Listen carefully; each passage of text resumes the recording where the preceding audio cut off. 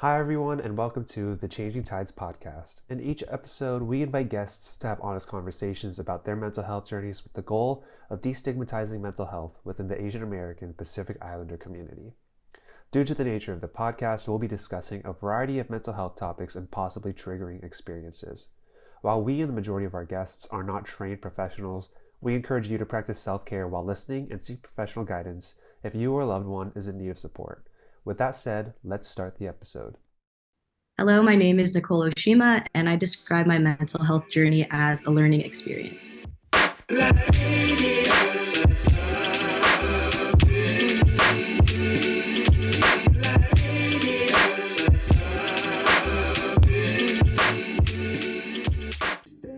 Hi, everyone. I am your host, Matthew Yonemura.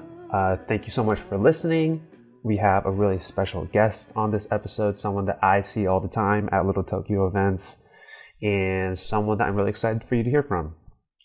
I hope everyone listening is doing well. Something that I just wanted to share a little bit about before we get into this episode is sharing a little bit more about my personal experiences with therapy. And I just wrapped up 10 sessions with my therapist.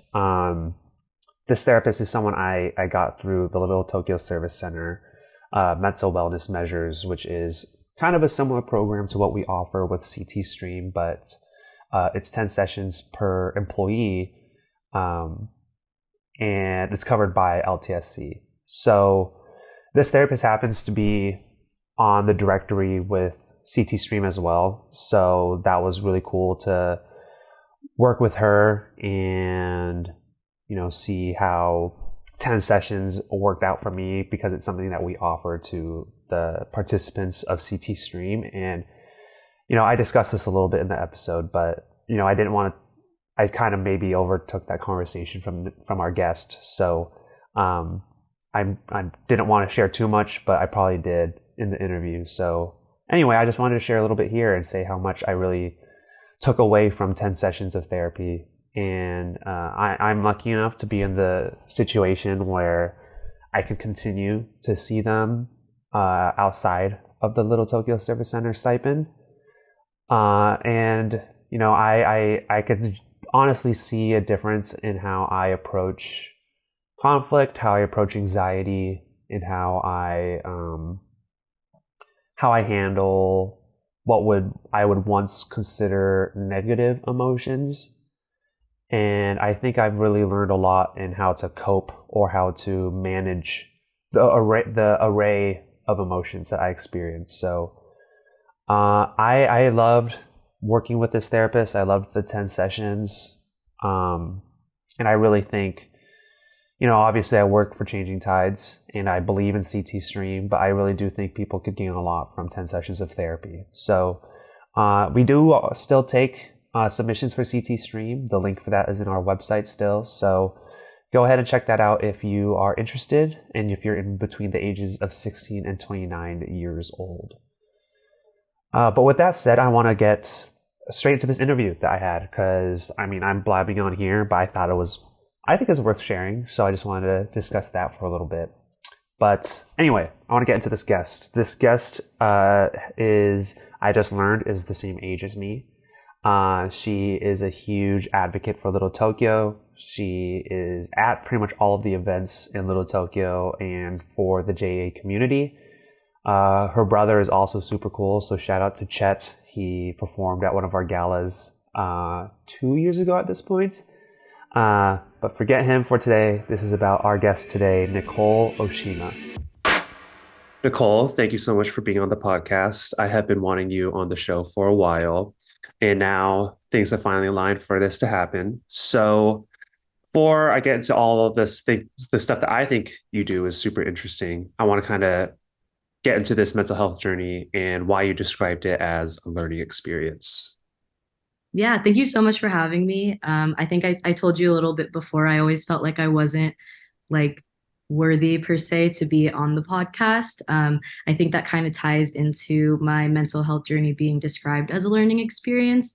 I think in terms of what there is to learn about myself and what there is to learn about mental health as a whole, as like an industry, as kind of like how to live with your mental health and things like that. I think I'm learning every day. And one thing that did really help me was I did the CT stream. I was one of the participants this year. I know we want to talk about it a little bit later, but I think that really did help me to learn a little bit more about myself and my own journey with mental health. And yeah, it was really great. I'm really appreciative to Changing Tides for the opportunity and such an easy experience overall. And I would definitely recommend it to anyone who's even considering therapy. I really, really enjoyed it, and I'm so grateful to have been part of it. Well, I mean, in terms of our purposes, I could end it here because that was such a great, like, Yeah. that was such a great plug for CT Stream. But kidding, like jokes aside, like I really do want to hear more about like your journey, and I'm so glad that this played a role in it. But I think with that being maybe big step for you in your experience with mental health, would you say there was a point earlier in life where you would say your journey began? Yeah, so I grew up doing gymnastics. I never did basketball like a lot of people in the JA community. I was a gymnast since I was really young, and I was a competitive gymnast starting in middle school. So that was one of the biggest parts of my mental health journey for sure, because gymnastics is mostly a mental sport. It's kind of how they frame it as like our team did, our coach did.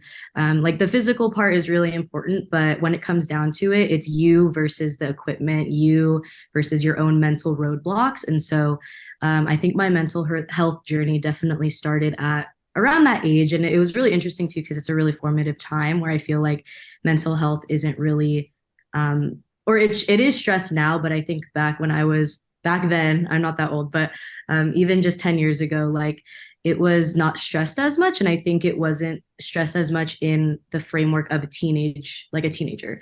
I think before it was like, oh, you're going through puberty, you're just a teenager, it's hormones and stuff. But I think those things are super formative. And so having gymnastics as that crutch for my mental health definitely has shaped who I am as a person and my like journey with it as well. I think my coach was one of the best coaches I could ever have. And so she really helped us to become like mentally strong, to be also physically strong. So I would definitely say gymnastics. And I think that's another reason why my mental health journey is also a learning experience, is because I quit when I was going into college. And so not having that when I was not like going through college and an adult now, I think it's been interesting to kind of navigate life without it. I feel like I did it for so long that that was kind of a big hurdle for my mental health, is like, how do I get this out? So yeah. Could you explain some of the ways? Because I totally get that, like sports and like your mentality approaching it. Like, I think not to like say they're the same, but like basketball too, like so much of it is confidence or just like your approach to the sport. So, how would you say like the mental aspect of being a gymnast translates to your mental health story outside or mental health journey outside of the sport? Yeah. So like just surface level, I think like when you look at like the balance beam, for example, right? Like it's a 4-inch piece of plywood 4 feet off the ground. And to even just be able to walk across it, let alone do tricks on it or any of the apparatuses, I think you can't ever hesitate or you'll hurt yourself. So like at the end of the day, physical health is also at the end of this kind of journey too, but you have to really be strong minded to motivate yourself, to believe in yourself that you can do it, because if you don't, you're going to get severely hurt. Mm, So things like that. And then also just like motivation and willpower, I think it really like definitely affected my motivation. Like I'm very self-starting, and I think it's because like a lot of it is very mundane, like conditioning, like even for basketball, like conditioning is so boring and things like that, but you have to kind of remember why you're doing it. I was also like the captain of my gymnastics team. I was the mm, oldest, so I was also the captain. So part of that was showing my younger teammates, like leading by example. And so there were times like, and there were times where I didn't do that, obviously. I was like 13 to 18 years old. So it's mhm. impossible to not falter when you're that age.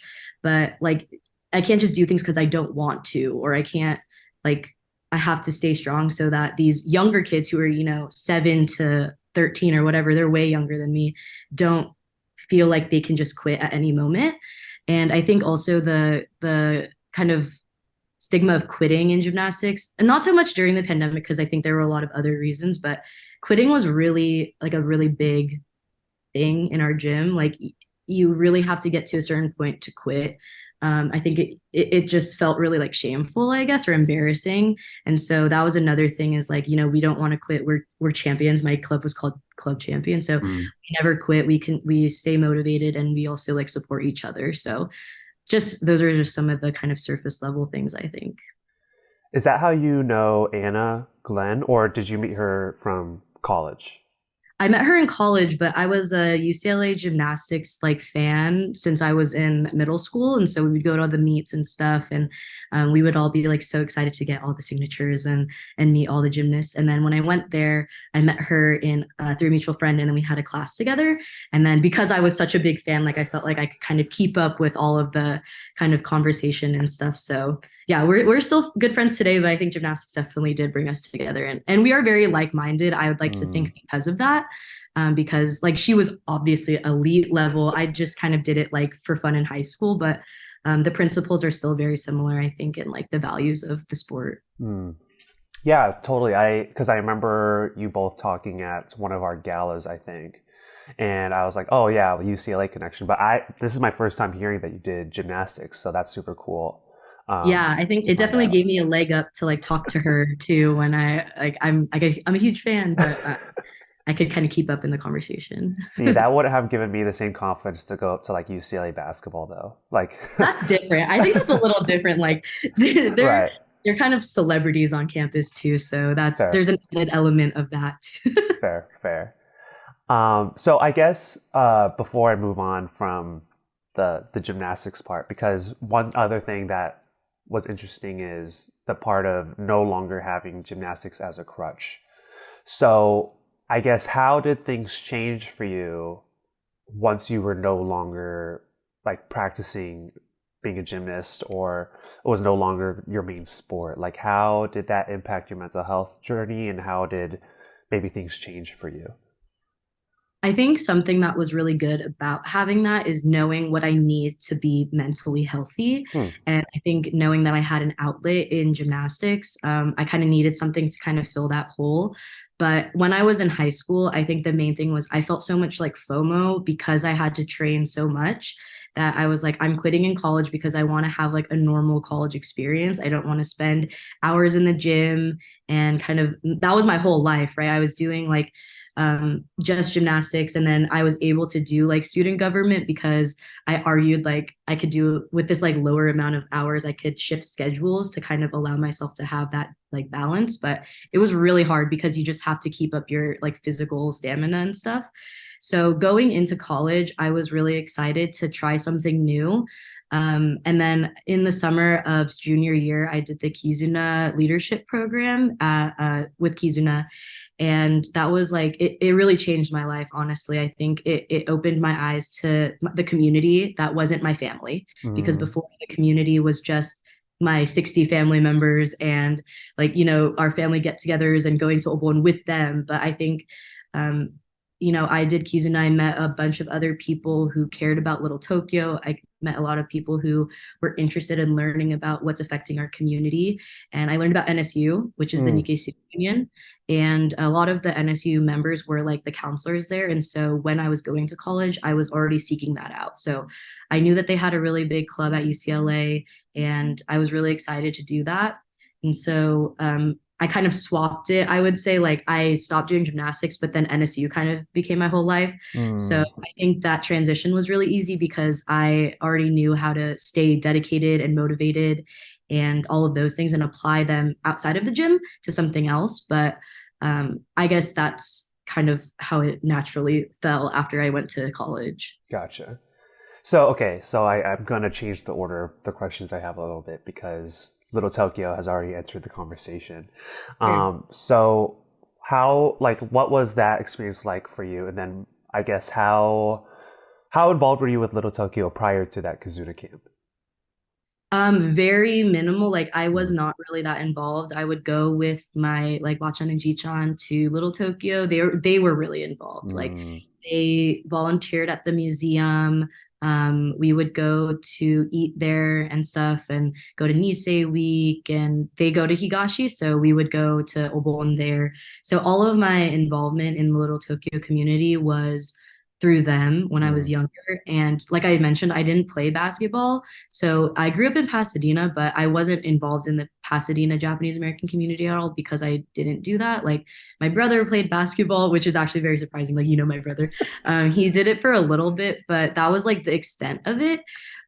So we weren't really involved there. So I think kind of not having that community really um, made me interested in what I could do. And also like to be transparent, it was also to help like pad my college application. So I kind of came in with like a bit of selfish intentions, I mm, think. Like this leadership thing will help me get into UCLA because that's where I want to go. But then I think it ended up really changing the trajectory of what I wanted to do once I got there. And so after that I tried to like I had more time because I didn't do gymnastics too. I was able to volunteer more, visit more, um, do like go to a lot more events and things like that. So yeah, it wasn't until really I was like in like almost out of high school that I became more involved. And then NSU was definitely the catalyst for my like more intense involvement, I would say. mm.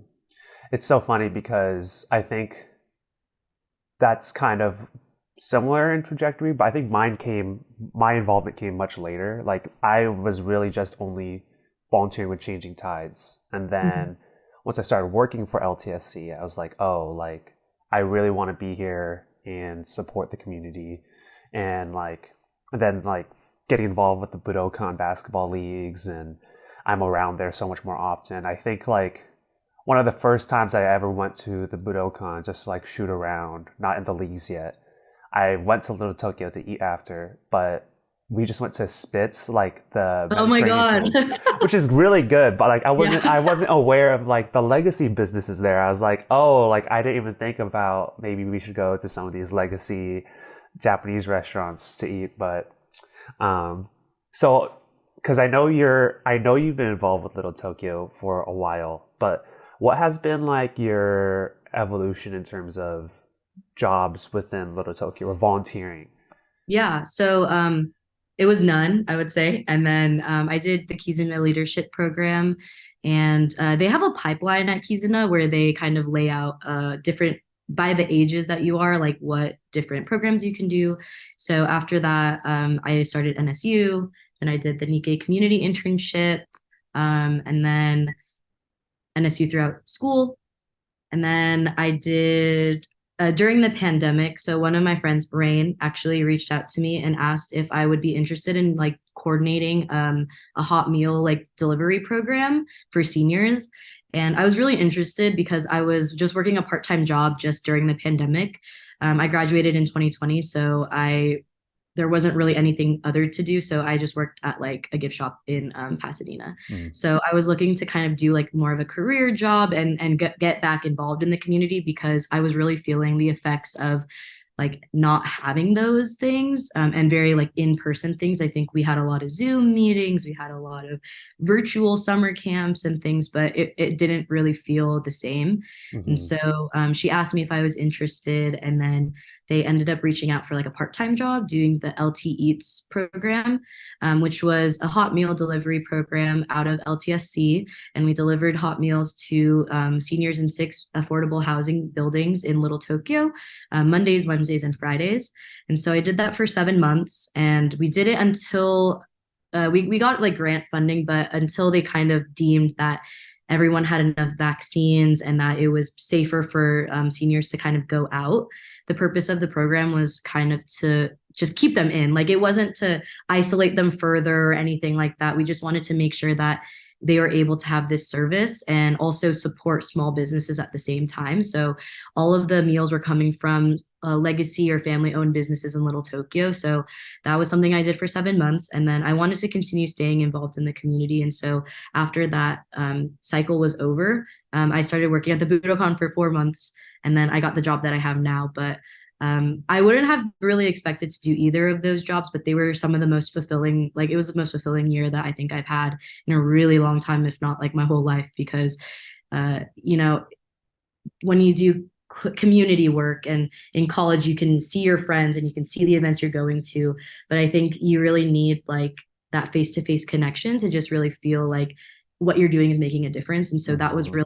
really helpful for me, and I think it was helpful for the volunteers to feel like they were needed and helpful as well.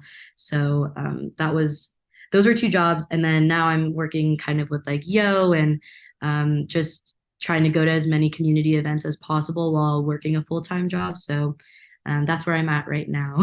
Got it. Yeah, it's funny. I actually did it wasn't LT Eats, but it was like the Little Tokyo version of it, but in Gardena, so out of the Right. Yeah. JCI. So I volunteered doing that. I was just one of the people to help deliver the food. And like that was really fulfilling for me too. That's when I was out of college. I was volunteering, so I didn't have a job, and it was just fulfilling to be able to drop it off to the seniors in the area, and like they were very grateful for it, of course. And um, they started like having boxes outside of their houses, like decorated and like saying thank you on them where you drop off the food. So it was like such a cool um, way for me to get involved. And I I don't think a lot of people our age or just in general think about working in like nonprofit, Mhm. because I think like there's so many jobs within the nonprofit sector, but then like I just don't think like when I first heard nonprofit, I was like, who's getting paid then? And it's like it's all volunteer based, right? But obviously there's a lot of roles within it. So I think it opened my eyes to the possibility of working in a nonprofit as a job. But anyway, I just thought it was cool that that was like one of your first ways of getting involved with Little Tokyo. But um, you did mention Yo. Can you share what Yo Media is and how it all started?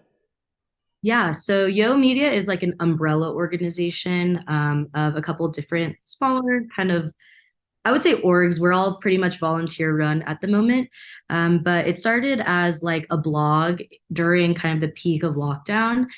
Just a couple of friends that wanted to stay connected to the community and do something when it was like actual like lockdown, like quarantine time. So I believe the first issue was actually like a Children's Day like pamphlet almost. Hmm. So they had like activities for parents who might be stuck at home with their kids, and it was a way to for them to learn about Kodomo no Hi and do activities and kind of give parents a break. And they were all people that I met through like volunteering and community work, and they started the org. And then during a couple months later, they reached out to me asking me to write an article from the perspective of someone graduating during COVID.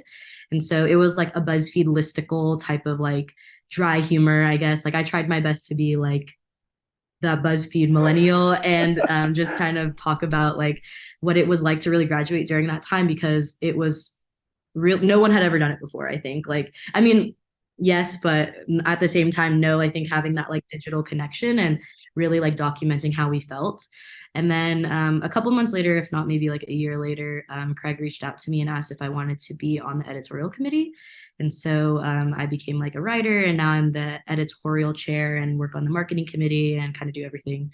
So that's the magazine. We also have camp, which we are in our second year of, and just had almost 120 kids, over Wow. 70 staff. It was really fun. It was extremely rewarding, and I feel like it was super successful on both ends. And then we also have Yo Records, which is like an independent music label. So these are all just like little side projects that people involved with the organization, they're like passion projects almost. And so I'm a volunteer, but I feel very passionate about sharing stories and contributing to, I guess, the perspective of our generation. I think something that is kind of missing from our community right now is like how we feel. I think there's a lot of like literature and um, documentation of maybe like the incarceration time and the redress and reparations movement, but we're also living through historical times, unprecedented times, as they would say. Uh-huh. And so having an outlet for us to express how we feel as Yonsei, Gosei, Shin, mixed race. Like, I think it's just really important to me to have that platform. Um, but it is volunteer run, so we can only do as much as we can do. Hmm. But I would love to see it grow a lot more in the future. And it really started from like just a blog in 2020 to now this organization with a bunch of different branches. So Hmm. it's really exciting. Did you go to school for writing, or where did you find like comfort in writing and like sharing your voice in that way? I was a comm major, communications Mm. major, so I guess it's kind of related. I actually, like you, I wanted to do film and television when I was going to school. I thought that I would be a producer. That was my dream, was to be a producer. And then I did a couple internships and decided it wasn't for me, and I work Mm. in music now. But I think I'm a little bit misleading. I don't love writing. I feel like writing sometimes can be really hard. But what Uh-huh. I love is, I think, connecting with people, and Got it. writing is a really great way of doing that.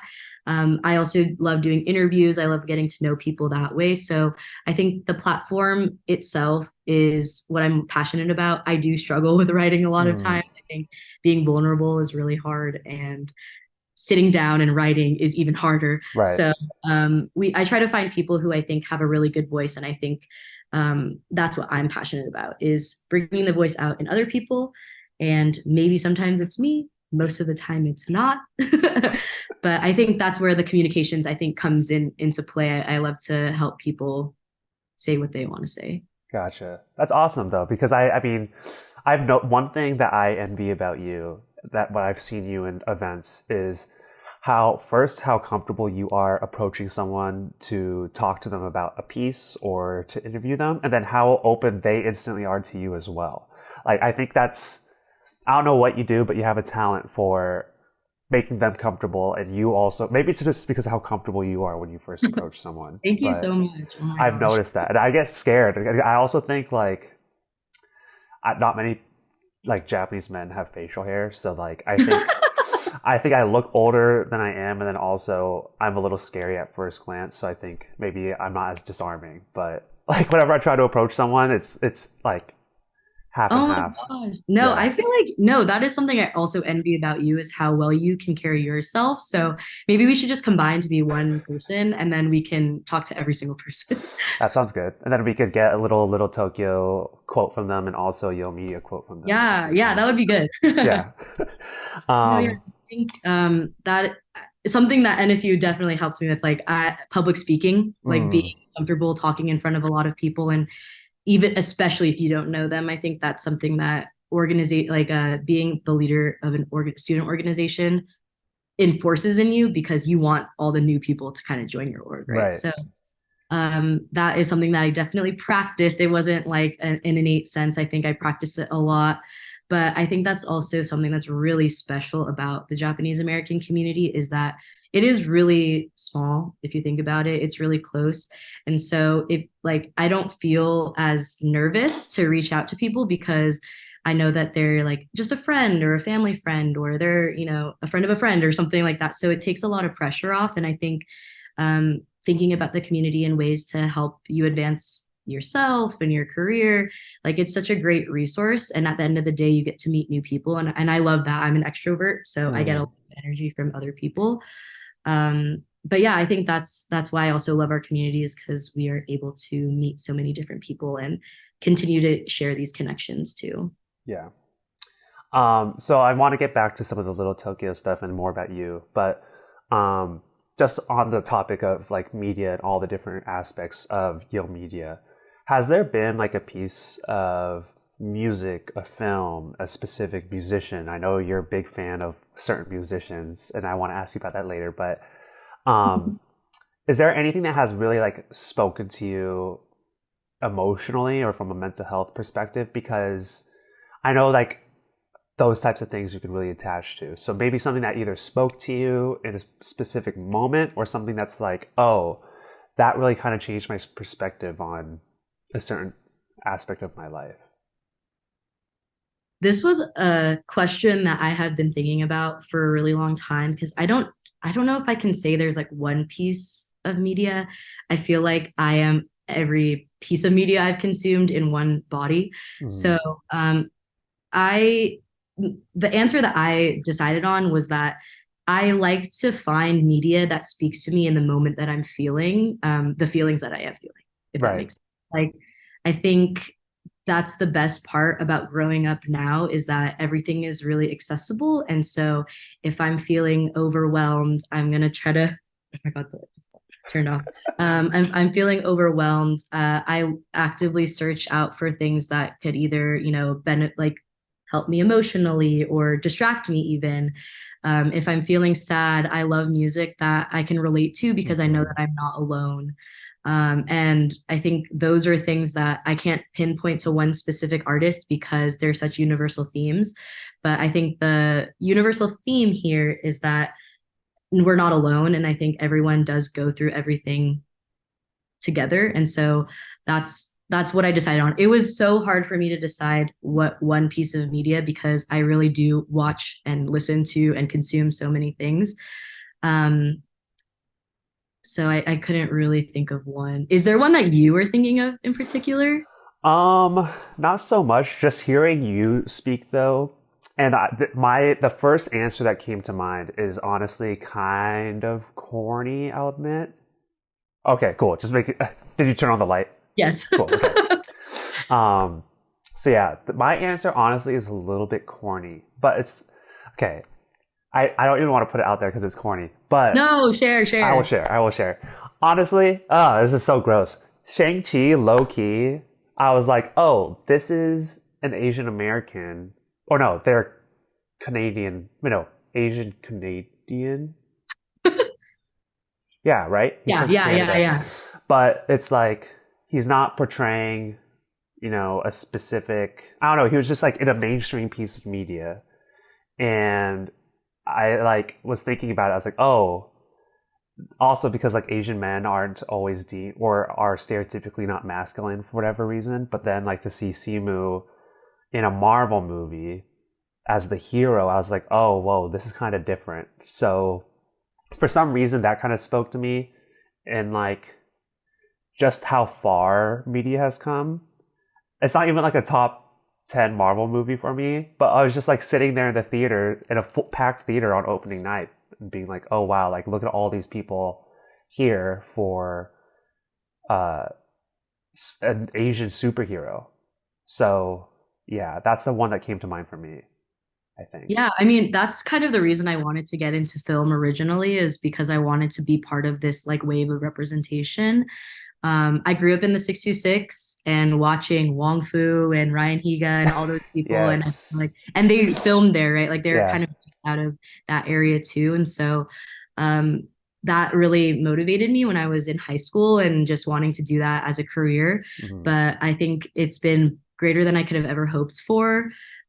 Obviously, everything, everywhere, all at once, and I think there's so much. There was one thing I did really kind of feel with like the mental health themes is like I think there's a lot of media right now about grief, and that's something that has definitely been cathartic for me to watch in Hmm. different forms, whether it's The Summer I Turned Pretty, which I'm watching right now, which isn't really that good, but it talks about grief from a teenage girl's perspective, right? And I think that if I was younger if I was like 10 years ago, watched this, I think it would have really changed how I like navigated situations, I think, because it's showing that grief is not linear, it's not one of these things. And especially after graduating during the pandemic and just being scared that bad things were going to continue to happen, I think that a lot of the media that has come out since then has been really good for my mental health to also consume because it's showing that, again, this theme of we're not alone, that grief is processed in many different ways. And so that was one thing. There's like, themes of grief and parenthood and just coming of age stories that I think I really resonated with because like growing up is the biggest part of your life so far. And so Hmm. just like feeling that we're not alone growing up and being a teenager and being a teenager who's also 24, which is me, that these things really like resonated with me, I think, the most. And then now seeing this wave of Asian representation, and then even getting the niche Asian representation, coming of age stories, Uh-huh. or like those things, I think are really great. And like you said, they actually are probably speaking to my mental health subconsciously because I'm able to see myself in them, and something different from like a K drama or Hmm. Japanese drama where they're Asian, like Asian American Right. representation. Right. And then just the blow up of K-pop is also just like that's Yeah. like very like Asian, not Asian American, but just like the universal love around it is crazy. It's Yeah. funny because my friend who is really into the gym, he's like mostly like an electric, like house music type of person. We were lifting weights together. He's a big gym guy, and his like big pump up song was Cupid.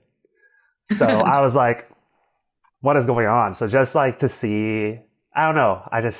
It's cool to see how often um, Asian culture or Asian celebrity or Asian voices are popping up even in places you're not expecting it. Yeah, and I think that that stuff has also kind of guided or driven my mental health perspective as well, because that industry is extremely toxic. And I think being not from those countries and having kind of a Western view of like values and morals and things, it's really easy to kind of place our own ideals onto these people. And so navigating the mental health issues and just the toxic issues within those things, I think have helped me reflect on myself as well, and Mm-hmm. maybe just looked into like internal biases or things like that. And I can think another big thing, going back to your media question, is the way that they talk about like strength and things like that. I think are really interesting. I think a lot of them say like, "Oh, you did well today," and I feel like I'd never heard that before. Like, Hmm.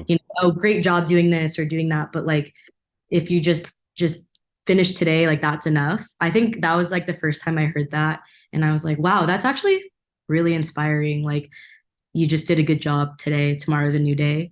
So just small things like that I think have also really helped my mental health journey, is like, hey, they this is like a different way of looking at mental health within a cultural lens.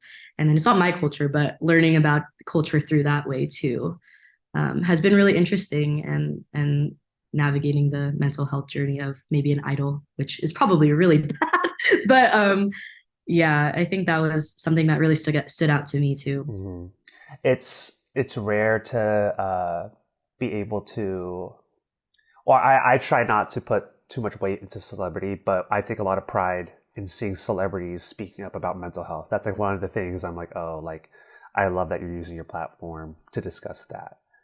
Um, so bringing it kind of back to Young Media and then Little Tokyo. Young Media, I mean, you're already going to so many Little Tokyo events, but I see you at a lot of events, probably for your own enjoyment, but also for Yo Media.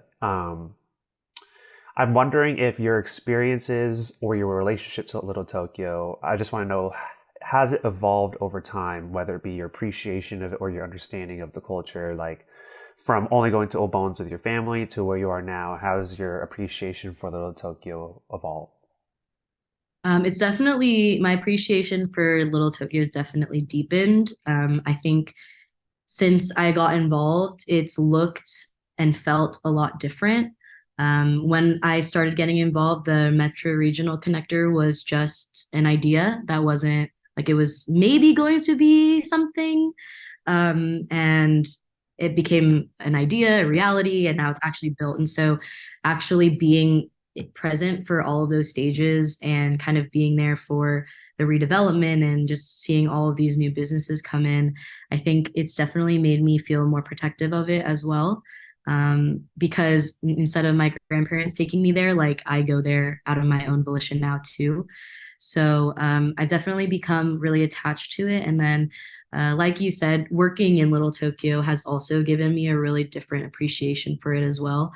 For the people who live there, the people who work there, put on all of the events. I think that time that I worked there was really important for me to feel connected to it again, especially when we we really had to make an active decision to go, right? Like before it was like, oh, there's this event happening. Oh, there's this event happening. Let's go.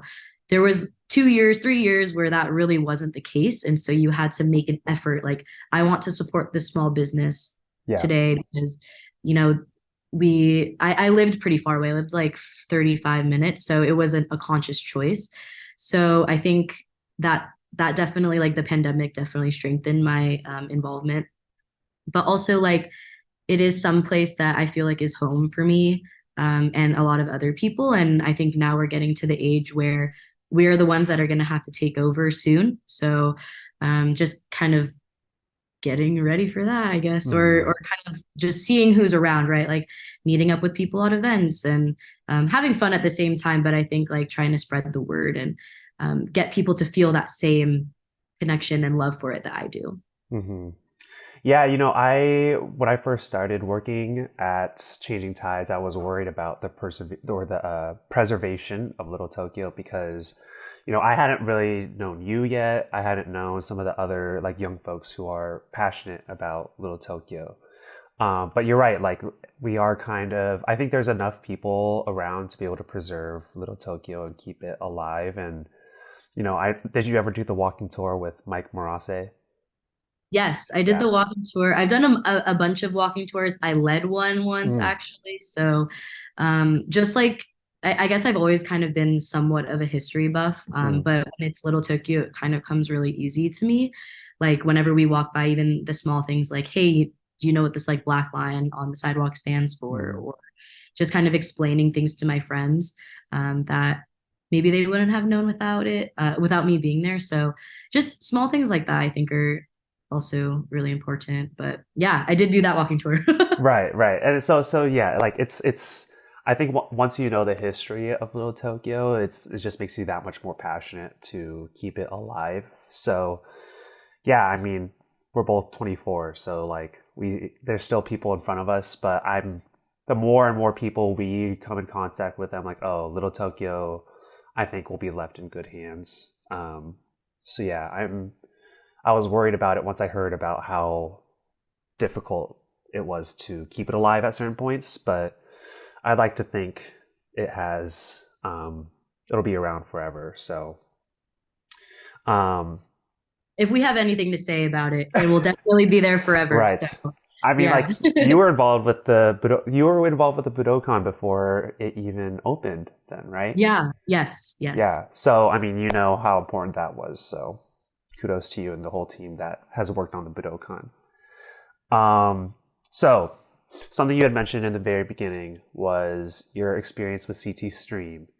So I'd like to first thank you for being open to sharing your experiences about participating in it. But to start off, what led you to seeking out CT Stream as a resource? I think it wasn't anything in particular, which I think is a little bit different and why I would say my mental health journey is a learning experience still because I wanted to just try it out. I wasn't really facing anything or any bouts of depression or anxiety, anything that kind of warranted seeking a therapist very time sensitively. But I think that's also another reason why I really appreciate Changing Tides is because the opportunity was so easily and readily available even if I had like a little bit of interest in it. So I just wanted to see if therapy was something that I would benefit from. And I definitely did, even though I didn't have like, I guess, big problems or issues that I kind of came into it with. So I just tried it out. The intake process was extremely easy. I got to be paired up with someone that fit all of the kind of descriptions that I was looking for in a therapist. And then I did 10 sessions with her through Zoom, which was really flexible with my own schedule as well. And then I think I actually just stopped after 10 sessions. I didn't continue on because currently I didn't feel the need to. And also, like, I think a big barrier was like the financial aspect of it. And so I really appreciated having those 10 sessions at no cost to just try, right? Because I don't think I would have had the opportunity to try had it not been for CT Stream. Hmm.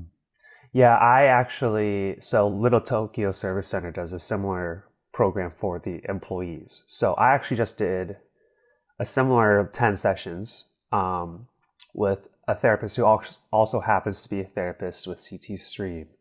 So I went in specifically for like anxiety, but you know, being this Changing Tides program coordinator and then advocating for CT Stream, and then a question that often comes up with CT Stream is, can you really benefit from only 10 sessions of therapy?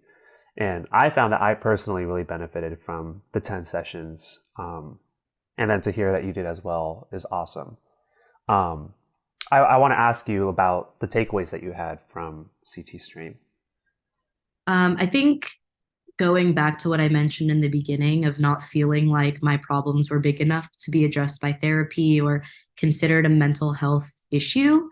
I think my therapist definitely did not belittle any of the issues that I brought to the table, and I was in like a solutions based therapy like session, so it was a lot of kind of finding ways to address a lot of these issues that I was coming with. So I felt really equipped for future problems that are maybe similar. If those do enter my life again, I have those in my kind of like toolkit. Another thing is that I did ask like how the sessions would differ if I met with her on a more regular basis after 10 sessions. So I do have that kind of nugget of information as well, where it would be less maybe issue based or top like time sensitive things, and more just like getting to the root of a lot of these causes. So 10 sessions definitely, like if I'm being transparent, isn't enough to get to the root of your traumas or anything like that. But if there's pressing problems that you feel like you would like a professional's advice with, that's what the 10 sessions is definitely useful for and benefited me definitely. Mm-hmm. And another thing too is I specifically asked for someone who is knowledgeable with our age group. And so I found that asking career based advice too was extremely helpful in guiding my mental health journey too.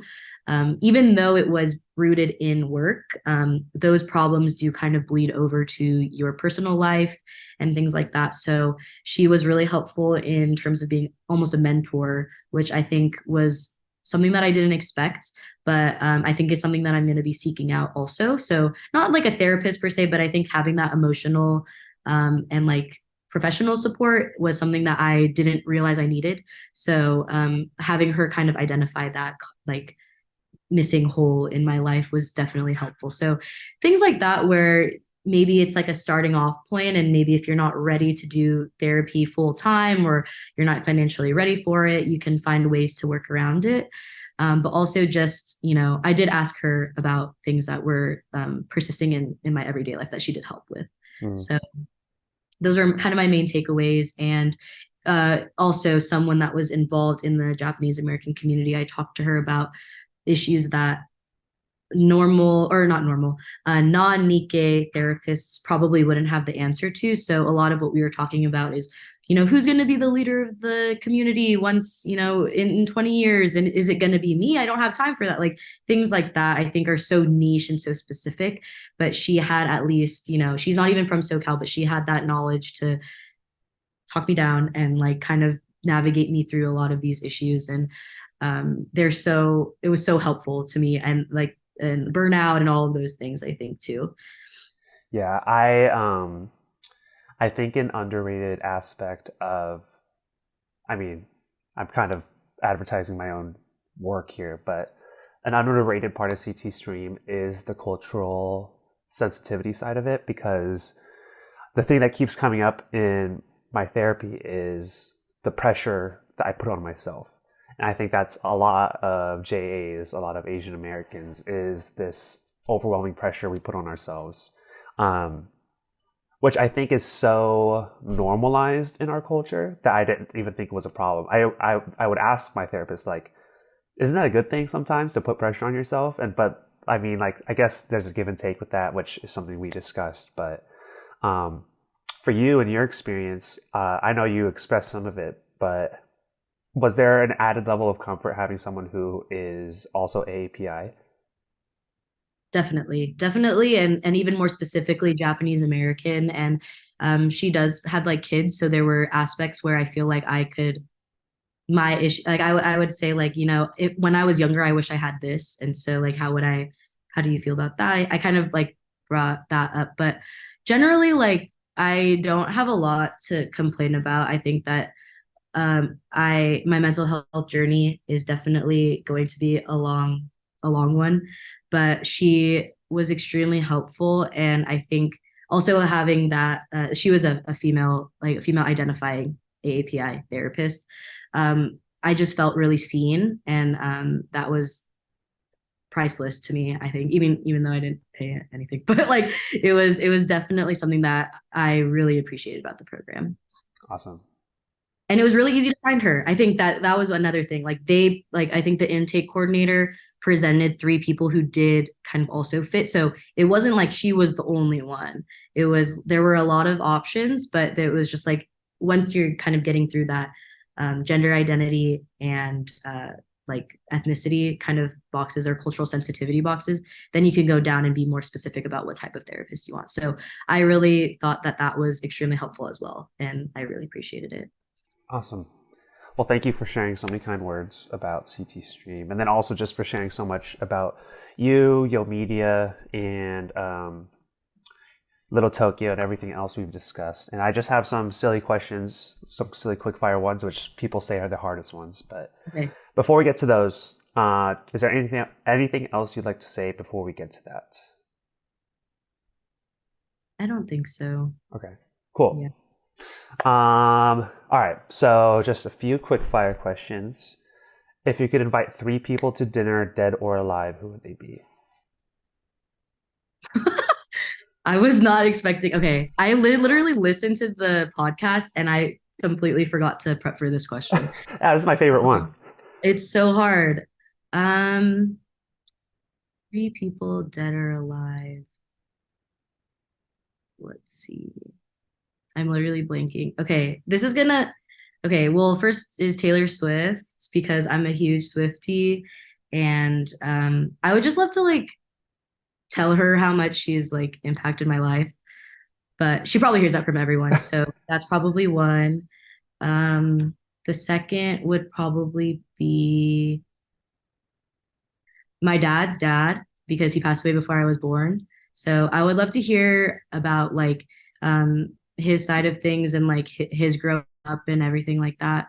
I recently went to the Manzanar pilgrimage and actually found a photo of him when he was younger and his Wow. like family in the museum, and that was so crazy. It was very surreal to me, and so I would love to hear more about that and just what like living during that time was like, because my mom's mom also was incarcerated, but I think I've heard her story because she was 13 at the time, but I'd be interested. He was a little bit younger, so I wonder if he even remembered it, like what that time was like, and then just like what living before I was born was like, kind of, which would be a crazy two people, which already, I don't know about the vibes of this dinner. Taylor Swift and my late Oji Chan. And then, um, let's see, third. Oh my God. I feel like I really keep up with pop culture so much, and then you put me on the spot, and I can't think of a single person that I would want to talk to. Um, I think I'd want to talk to. Oh my God. Okay, so this is like really stupid, but I would be really interested to hear like the behind the scenes workings of like maybe what like being in a K-pop group is like. Uh-huh. And your group is NCT 127. And so I'd want to, it doesn't matter any of them, but I want to hear like what's actually happening behind the scenes because we don't know Right. and we can only speculate. So I guess I'd pick Mark because he speaks English. Got it. And he's also in like three groups. So that would be really crazy. Mark Lee, Taylor Swift, and my deceased OG John.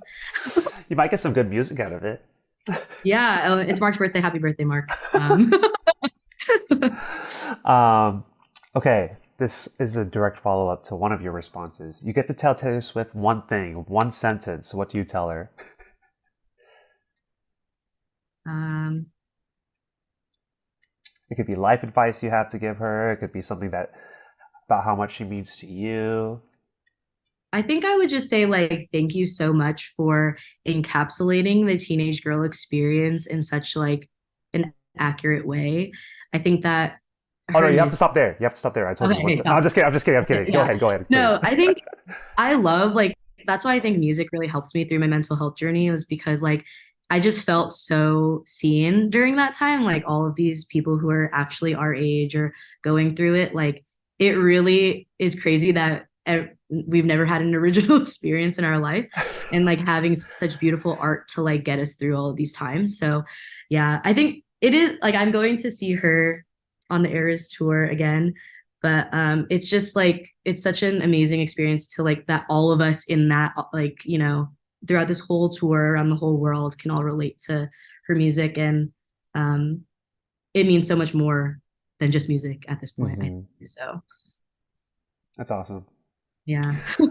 Um, I gotta admit, I can't get with it, but I Okay. can't get with the Taylor Swift. But I am new to enjoying K-pop. I will admit, I there's a few that I like, um, but maybe I'll become a Swiftie someday. We'll see. It's okay. There's no time, there's no pressure, no time. Maybe you'll get it eventually. Maybe. I think you already said this one, but if you had to pick your favorite K-pop group at the moment, who would it be? Well, my top two are NCT 127 and 17. So Got those it. are my top two like ultimate groups of all time. Got it. Yeah. What is something that most people do not know about you? Uh, maybe okay, other than the gymnastics thing, because I don't think a lot of people knew that I did gymnastics. Um, I broke my collarbone in the second grade because a kid, we were playing flag football and he ran into my collarbone and broke it. Oh my God. Was it So I have horrible? it was the most painful thing I have ever experienced in my life. Like his skull cracked my bone. I've heard collarbone is really painful, actually. Yeah, because you can't do anything. You can only wear a sling.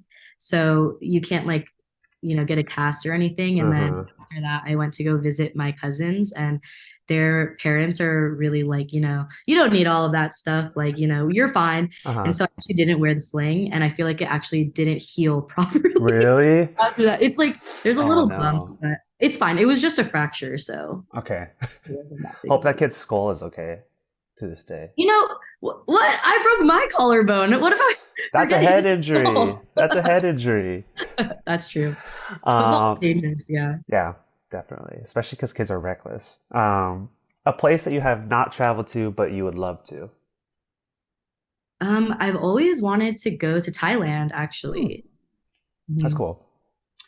And to round it out, so what would the title of your autobiography be? So this was actually a question my friends did like a birthday like Jeopardy, and so the one I chose was like a Taylor Swift reference, which is like Nicole's version. Uh-huh. Yeah, so I feel like that was it. They did some like funny ones too, but I feel like that would be a good autobiography for me. I like that. You could kind of spoof one of the album covers as your book cover too. Definitely, I like that.